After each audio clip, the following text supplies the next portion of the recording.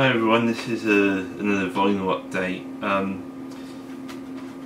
I've also got some CDs to show off as well as the audio cassette.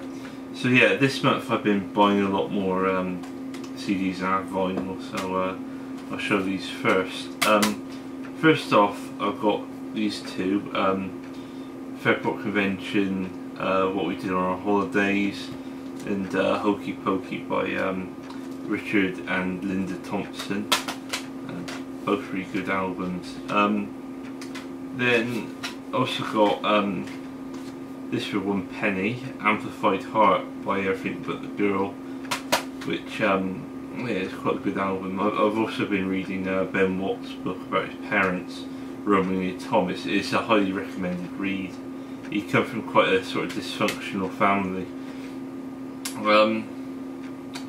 Mobb Deep, the infamous, really good golden age hip hop, highly recommended. Also managed to finish off my Captain Beefheart collection with these three.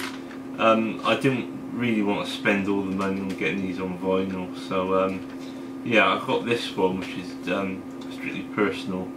It's probably the hardest one to get on vinyl, alongside getting an original track mask. This hasn't been reissued on vinyl much, which makes it even harder, I suppose. But it's an alright album, but it's not his strongest. Certainly Don Van Fleet done better albums. And I've got these two, which are sort of nicknamed the Tragic Band albums, and in all honesty they're not that good. I mean, they have their fans. I think I know John Pickles actually said that he liked these two albums when he did stuff like Track Mask. But I mean, there's a couple of songs on there, Upon the My Own Mind, Peaches, from this one that I like, and this one's probably the better of the two. It's got a Party Special Things to Do, which the White Stripes covered, a pretty good version of Same Old Blues, which is a J.J. Kell song, and Observatory Crest, which is probably one of the most underrated Captain Beefheart songs. Very laid back groove, shimmery atmospherics, really nice.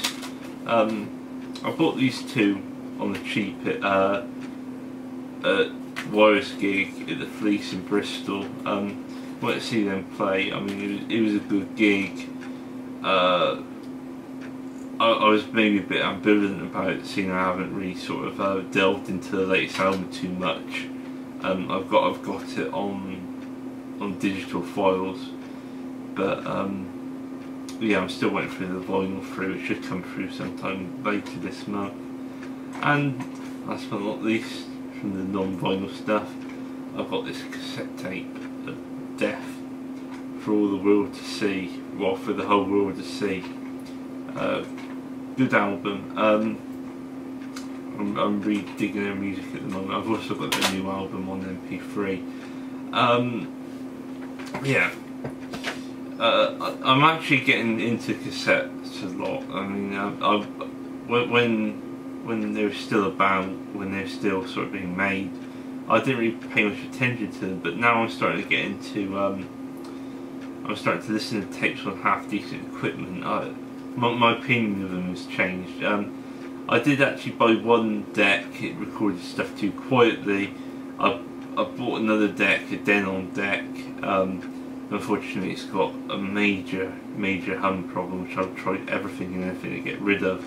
So I've tried again. I've gone for another Denon one. I mean, aside from the hum problem, I actually think they're pretty cool decks. But yeah, I'm in the process of doing starting up a reissue label for cassettes. I mean, there's lots and lots of music which is unavailable on this format, and you know, I'm sort of in talks with some people. I'm not naming names. I don't want to speculate too much because it's still in the early stages.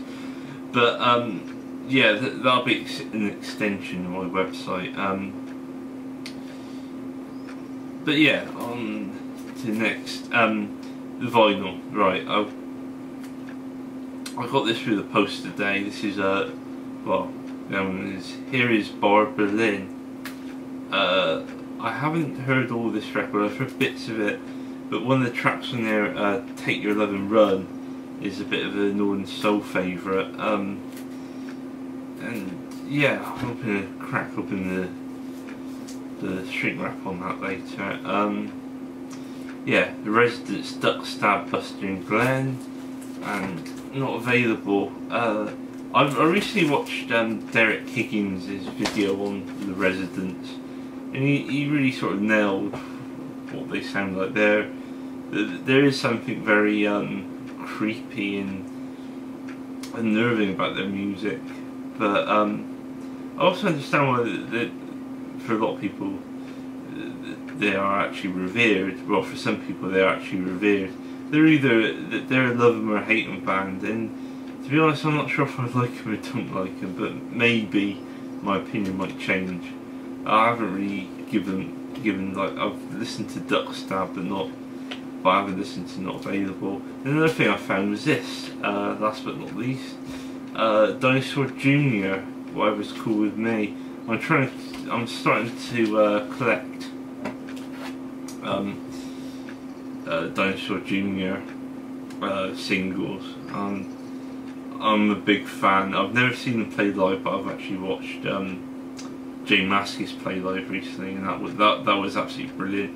And I mean, he's a very underrated guitarist. You know, he's just amazing. Even though he's like the most uncommunicative person. You know, he comes on, he sort of mumbles hello, sits down, and doesn't say anything for the rest of the gig. But no, I think he's great. Yeah, very underrated. But it's like that with a lot of sort of very talented musicians who came out of punk rock. A lot of them aren't exactly flamboyant as such. They're more it's like, well, I can play, but I'm not going to bash anyone who can't play as well as me. And yeah, I think that's what sort of separates. I think that's what Mike Watt once told me, and I think that's what separates like that generation of musicians from the previous generation. But yeah, that's about all I've got for now. I'm planning on sort of cutting back on purchases. I mean, I've just bought yet another tape deck. Fingers crossed that'll work. But yeah, this is my last sort of vinyl update for a little while. I'll hopefully be back within the next month to do another one. But until then, goodbye.